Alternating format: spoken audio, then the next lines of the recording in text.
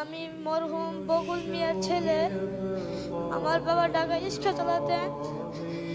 আমার বাবা উত্তর আজিমপুরে 29 তারিখে মারা যান। আমার বাবা খুব আদর করছিলেন।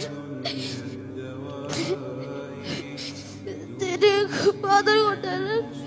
আমি যখন সকালে রাস্তাঘাট আসলাম মাদ্রাসা থেকে, আমার বাবা বলতো আমার বাবা আসছে, তাকে 10টা টাকা দাও, তিনি রাস্তা খাবেন। পরে আমি 10টা টাকা নিয়ে রাস্তা গেছি, ওদের পাশে আছি। আমার বাবা বলে, বাবা তুমি রাস্তা গেছো? আমি বলছি রাস্তা গেছি। বাবা বলে, তুমি সবক টাকা ঠিকভাবে দাও। আমি বলি, আমি সবক দিয়ে এসেছি।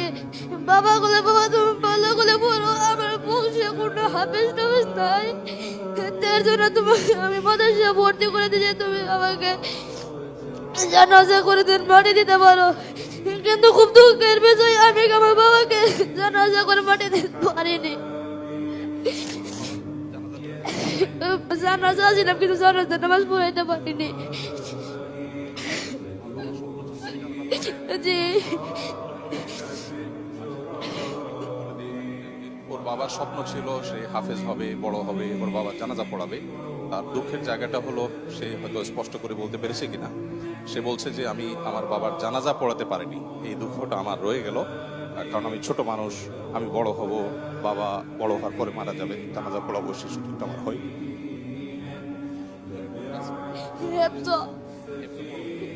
কয় পারা হিফজ করেছো? তোমার বাবার জন্য আমরা দোয়া করি এবং গোটা দেশের মানুষ দোয়া করছে। তোমার বাবার এই মৃত্যু গৌরবের মৃত্যু, ইনশাআল্লাহ তোমার বাবাকে আল্লাহ তাআলা জান্নাতুল ফেরদাউস নসিব করুন, আমরা দোয়া করছি। আর তোমার দুঃখ দূর হয়ে যাবে, মুসলমান হিসেবে আমরা বিশ্বাস করি ইনশাআল্লাহ জান্নাতে তোমার বাবার সাথে আল্লাহ তাআলা তোমার সাক্ষাৎ করাবেন ইনশাআল্লাহ।